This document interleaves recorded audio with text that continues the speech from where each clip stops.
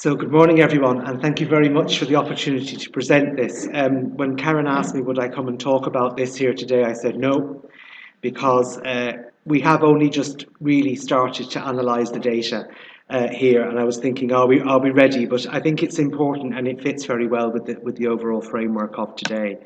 So I suppose what I want to do is just to give you an overview of the study, and really probably talk about more learning from the process than anything major in terms of outcomes and data, although I will give you some of the headline data on pain and constipation, which I don't think it will be surprising to you, or maybe it will, but just to give you some ideas of the sort of things that we're finding in the early stages of analysis.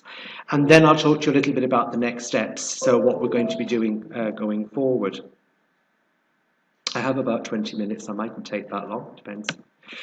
So I hope that's a little bit small, I'm sorry, but anyway, so this was a point prevalence study. So point prevalence studies by their nature are descriptive, and the idea is that you basically get whatever it is you need to know at one point in time from as many people as you can on that particular occasion, and that's basically the premise of a point prevalence study. And I should have initially said, of course, that this was a tendered project, and my university, UCD, got it, and I worked with my colleague, Professor Lazarina O'Connor. So my job is Professor of Palliative Care, and she's Professor of Pain Management in the Mater Misericordiae Hospital and UCD, and also St Vincent's Hospital. So between us, we thought, because I have a particular interest in constipation and because her area is pain, we should be able to manage this together. So the study took place across all 8 cancer centres in the Republic of Ireland. And why do we do the cancer pain? Well, the guidelines particularly are relevant to cancer pain, but also still the majority of patients that we see within palliative care services tend to come from a cancer background. There's one good study that's looked at point prevalence roughly similar to what we were doing, and that was done in Norway, and we looked at how they calculated how many people we should get. So based on the number of patients, the population, so the population of all that catchment area is approximately 2.3 million people, and we estimated if we went out on one day, given the number of cancer patients that would come through those services and the fact that there would be variation across the country, we thought we'd get something between 650 and 1,350 people, we hoped, over those 8 centres. The study was based all inpatients, so every inpatient with a cancer, every patient who was in hospital with a cancer diagnosis, people who were in day wards for oncology treatment, and we specifically focused on people who had solid tumour malignancies and haematology, and that seemed to follow the pattern of the Norwegian study. How did we do this? Well, obviously you need some tools to be able to gather this information, and one of the things, of course, about a point prevalence study is you're doing it at one point in time, so you need to make sure that you have things that are easy to use and that you can record data relatively quickly, but also things that are well validated. So many of you will be familiar with these tools. We use the brief pain inventory, we use the breakthrough pain assessment tool, the BAT, and we also use what we call the modified constipation scale. The modified constipation scale is actually an amalgamation of 2 other scales, both from Canada, and we incorporated the Bristol stool chart. I'm sure there wouldn't be anyone here who wouldn't know the Bristol stool chart, but it gives a visual, nice topic for the morning after coffee, but it gives a visual representation of the bowel motion, and patients were asked in the previous 24 hours, can you tell me what it looked like? We also did a prospective chart review, and that was obviously to get some demographic data around our patients. We wanted to know about their disease status. We wanted to know what evidence of symptom burden we had. So had they had any pain scores taken already? What were they saying? What medication were they on? And also to understand what their current oncology treatment was, assuming that they were. Sometimes patients were referred to palliative care, but we were looking at a cancer population. As in all good studies, you need to do a pilot, and so we actually undertook a pilot study in St James's Hospital to test the tools in the setting testing to see how it worked in practice, because point prevalence studies, as I'll come on to, require a lot of engagement on the day. There's a lot of activity to get a point prevalence study to work. So we wanted to test it in a large, busy hospital to see how that worked. And based on the feedback that we got, we did it a week before that we planned to do the point prevalence study. We were able to make some modifications more to the process rather than the actual tools or how we utilise the tools. So just a little bit about who was in and who was out. Obviously, the inclusion criteria, which is on the left, anybody was diagnosed with cancer, people who were informed of their diagnosis and had demonstrated an understanding of their diagnosis, and that was rather more taken both from the records but also from our discussions with clinical colleagues. I'll come on to that in a moment. They had to be aged 18 years or more. They had to obviously agree to participate and to be able to speak and understand English to be able to complete the tools. The exclusion criteria, anyone who'd had surgery in the previous 24 hours or had been informed of their diagnosis within less than 24 hours for obvious reasons.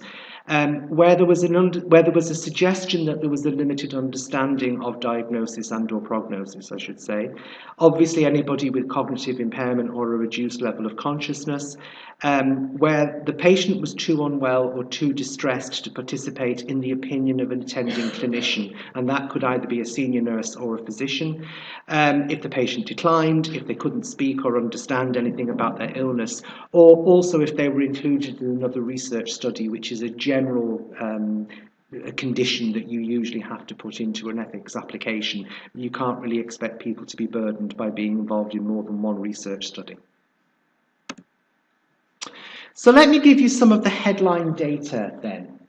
So irrespective of what we hoped, I should say our aim was to do the pilot study on one day.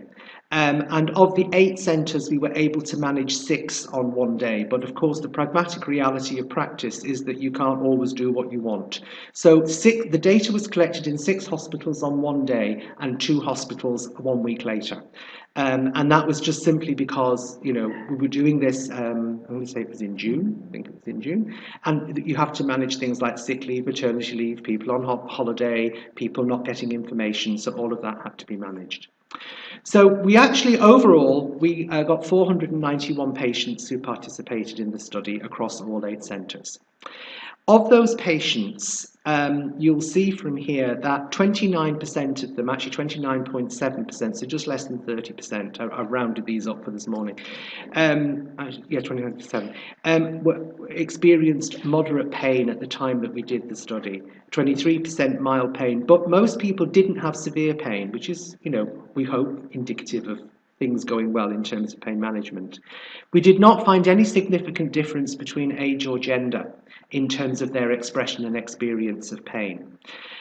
Just less than 20% of people felt that the pain interfered with their life quality and their ability to do things. And more than 1/3 of the total sample experienced unpleasant side effects from their analgesics. And that would also include, of course, constipation, but also feeling unwell, dizziness. There's a whole list of things that people complained of. In relation to breakthrough pain, and we think this is quite important, 53% reported at least one episode of breakthrough pain in the previous 24 hours to us doing the study. So breakthrough pain is obviously quite an important issue there. And 70% said that was either moderately or severely distressing to them. 45% then unfortunately said it took more than 30 minutes for analgesia to resolve their breakthrough pain. So that's something to think about, because of course we're arguing that breakthrough pain should reduce pain within less than 30 minutes. Less than 25% were known to palliative care, but were more likely to be referred to palliative care if their pain was moderate or severe, or that they had experienced breakthrough pain. So now bearing in mind that this is a cancer population, not everybody would need to be referred to palliative care, but certainly of those patients, and we haven't quite teased out that data yet, if you look at them from a clinical perspective, there would be a relatively significant number who probably would benefit from a palliative care referral because of the symptoms that they are presenting with. Although I have to say this is headline data, we haven't delved deep enough into that just yet. In terms of constipation, 75% of the patients were experiencing constipation at the time of the study. 45% reported that to be either moderate or severe, but practically everybody, I should say, said that they had some form of a reduced bowel motion and usually related that to their medication. Of the people that we saw, 48% were not actually taking any laxatives. Now, what we haven't actually worked out yet, and we're going to do that next, is how many of those were taking opioids. But certainly I can see from the raw data that a number of them certainly were taking opioids and had not been prescribed laxatives. And 17% people described very severe expressions of constipation, not unlike what we heard from Evelyn this morning in terms of that inability to actually evacuate the bowel. This is always a big issue in constipation because it's a subjective symptom and people do self-medicate, and they have all the things that they can get from the pharmacist. So about 12% said that they were self-medicating as well as taking the prescribed laxatives from their physician. Of the people who were constipated, about 24% were known to a palliative care service, and if they were more likely to be prescribed a laxative. Not absolutely, but more likely to be prescribed a laxative. And generally, overall, we think that if you look at the data, we're probably a little bit further on in the data analysis of constipation than pain, that generally our current management is suboptimal in both specialist and non-clinical settings, but non-specialist settings, but certainly there needs to be a lot more development and education in the non-specialist settings, in the cancer settings, about the management of constipation. I think we're getting some things right in specialist practice. So then, I suppose just let me talk to you a little bit about the learning process here. I call it the fantasy versus reality because, you know, we have great ideas about how we're going to do these things, and we have our little angels on the right side, which are the good things that worked, and then I have my little devil, which is the things that were not badly wrong, but wrong. I suppose the thing that we actually realised is that you need at least a 6-month lead-in to manage a point prevalence study. It's really a matter of communication, and bearing in mind that you're working across 8 centres that are national and you're trying to do it from one centre in Dublin, it's quite complicated. There was a huge amount of correspondence, emails, contact with people to try and get this off the ground. One of the challenges, of course, that we have here is around ethics. So we had to get ethical approval in each centre.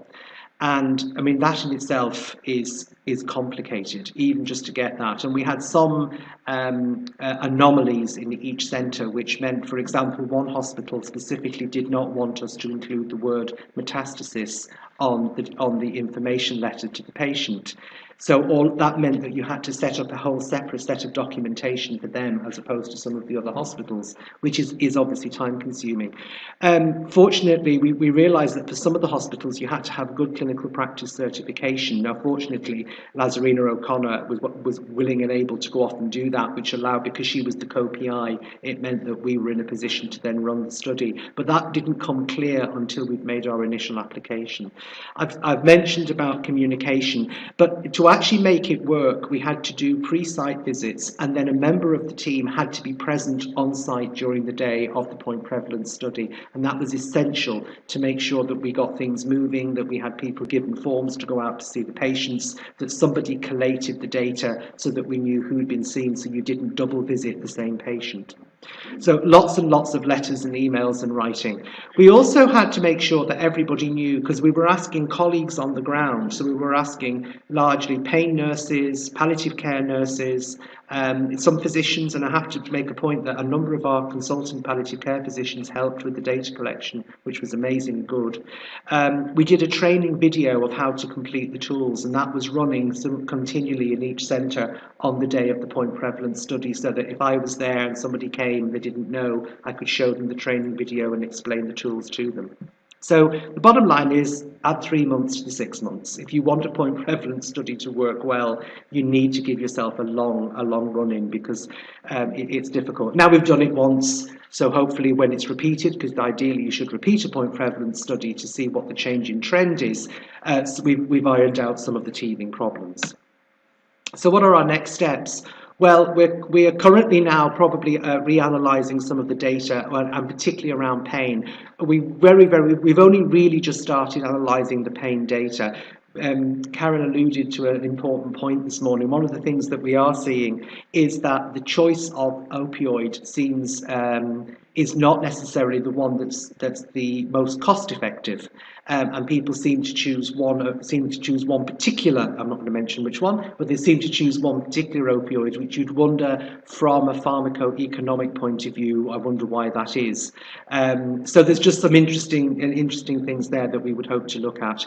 We would expect that probably by the end of by Christmas we will have the pain data analysed, and then we'll be writing up a report for our funders, who I'm going to mention in a moment. So our funders, obviously the Department of Health.